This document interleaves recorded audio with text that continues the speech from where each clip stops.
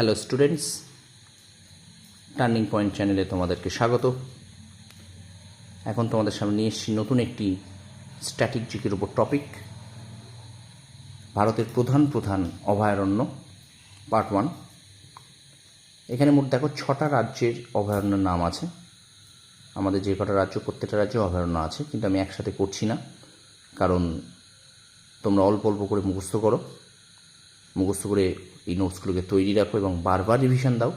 সেই কারণে আমি তোমাদেরকে ছোট ছোট করে ছোট্ট পার্টে দেব, এবং এটা 3 থেকে 4টে ক্লাসের মধ্যে আমি ক্লাসটা শেষ করে দেবো। চলো শুরু করি আজকের ক্লাস। ভারতের প্রধান প্রধান অভয়ারণ্য দেখো, প্রথমে রাজ্য আছে জম্মু কাশ্মীর।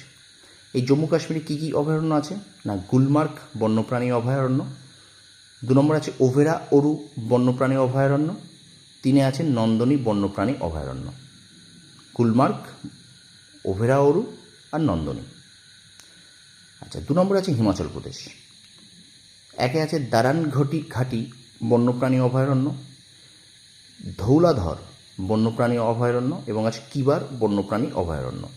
তাহলে দারানঘটি, ধৌলাধর, কিবার বন্যপ্রাণী অভয়ারণ্য ভীষণ ইম্পর্টেন্ট কিন্তু পরীক্ষায়। এইগুলো তোমরা আস্তে আস্তে লিখে লিখে মুখস্থ করো, দেখবে তোমাদের মনে থাকবে। এবং অবশ্যই শুধু একবার বা দুবার বা 3বার পড়লে নয়, একটু বারবার এগুলো কিন্তু তোমাদেরকে রিভিশন দিতে হবে, তবেই তোমাদের কিন্তু মনে থাকবে, মাথায় থাকবে। আচ্ছা, 3 নম্বর রাজ্য হলো উত্তরাখণ্ড। 3 নম্বরে উত্তরাখণ্ডে কী কী আছে না, আসাকোট বন্যপ্রাণী অভয়ারণ্য, কেদারনাথ বন্যপ্রাণী অভয়ারণ্য, নন্দৌর বন্যপ্রাণী অভয়ারণ্য এবং সোনানাদি বন্যপ্রাণী অভয়ারণ্য। 4 নম্বরে আছে হরিয়ানা, একটাই কালেসার বন্যপ্রাণী অভয়ারণ্য। তারপর রাজ্য আছে রাজস্থান। রাজস্থানে আছে বাসি বন্যপ্রাণী অভয়ারণ্য, জহর সাগর অভয়ারণ্য এবং ফুলওয়ারি কি নাল বন্যপ্রাণী অভয়ারণ্য। ফুলওয়ারি কি নাল বন্যপ্রাণী অভয়ারণ্য। তাহলে সর্বশেষ রাজ্য আছে গুজরাট। এটা হলো বর্দা বন্যপ্রাণী অভয়ারণ্য, গির বন্যপ্রাণী অভয়ারণ্য, যশোর স্লোথ ভালুক অভয়ারণ্য এবং কচ্ছ ডিজার্ট বন্যপ্রাণী অভয়ারণ্য। তাহলে বর্দা অভয়ারণ্য, গির, যশোর স্লোথ ভালুক এবং কচ্ছ ডিজার্ট বন্যপ্রাণী অভয়ারণ্য, এই 4টে। তো এই 6টি রাজ্যের অভয়ারণ্য তোমরা পড়ো, খাতায় লিখে নাও।